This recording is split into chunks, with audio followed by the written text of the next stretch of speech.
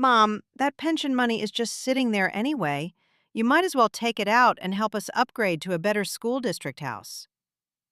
My name is Evelyn Moore. I'm 71 years old, living in San Jose, California. Before retirement, I was a nursing supervisor at a public hospital. 37 years of night shifts, holidays, and overtime. I've seen life and death up close. I learned to stay calm and deal with things on my own. Handle it myself. That's been my habit my entire life. Before you keep listening, tell me this. Where are you watching from? Type it in the comments. I read them. You might discover your story isn't that different from mine. I spent almost my entire life living for my family. My husband and I started from nothing. When we bought our first house, our child was still in a crib. He passed away early, and I raised our son alone, paid for college, then graduate school. I covered the wedding, the down payment, the nanny after the baby was born, preschool, summer camps.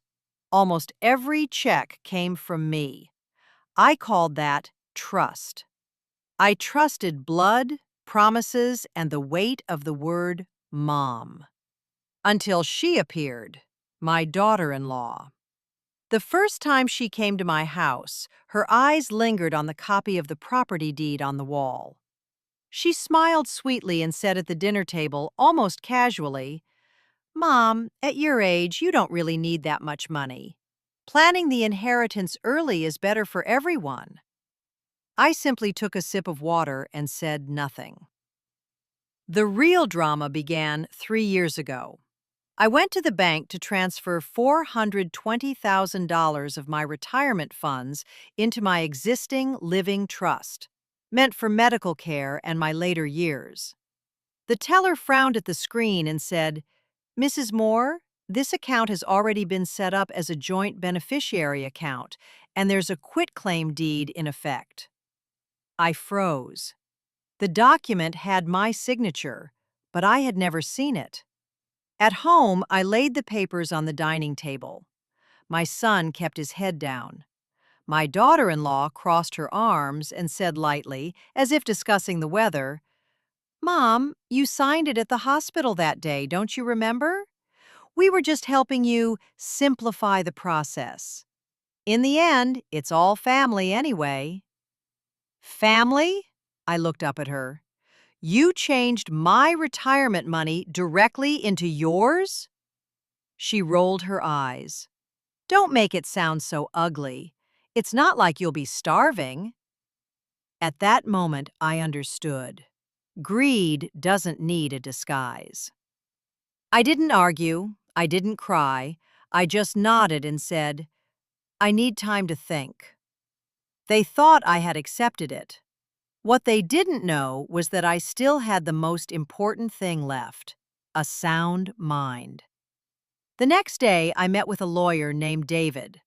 I spread out every bank statement, trust document, and medical record. After reviewing them, he said only one thing. "Evelyn, you were induced to sign under financial influence. Legally, this can be overturned."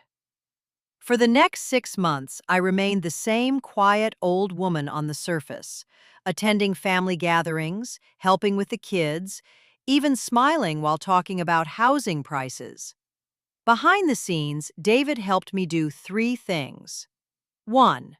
Revoke the original trust and establish a new, irrevocable trust in my name. 2.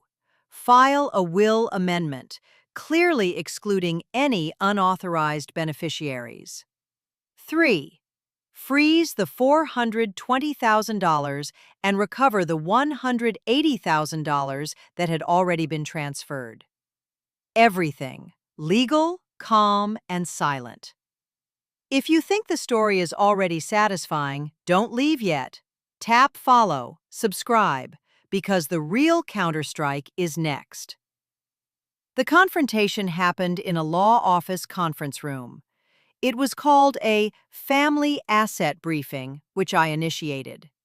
My daughter-in-law arrived in a brand new designer coat and said the moment she sat down, Mom, we've reviewed the documents. Just sign them so we don't waste time. I didn't look at her. I looked at David.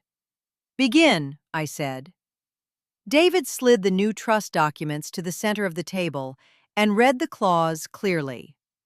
All assets are designated solely for my medical care, living expenses, and charitable purposes. No child or spouse has automatic inheritance rights. My son's face turned white instantly.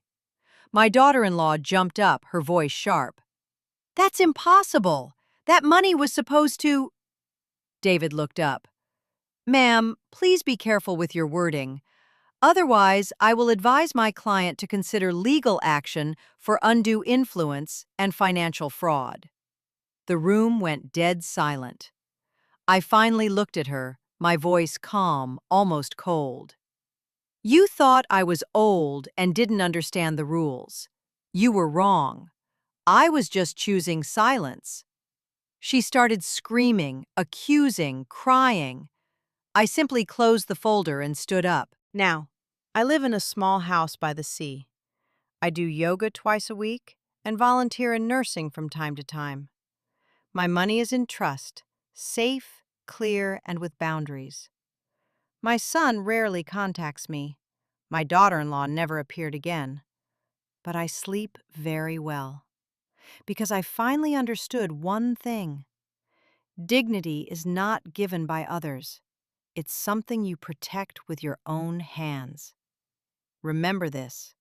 When trust is abused, reason becomes your sharpest weapon.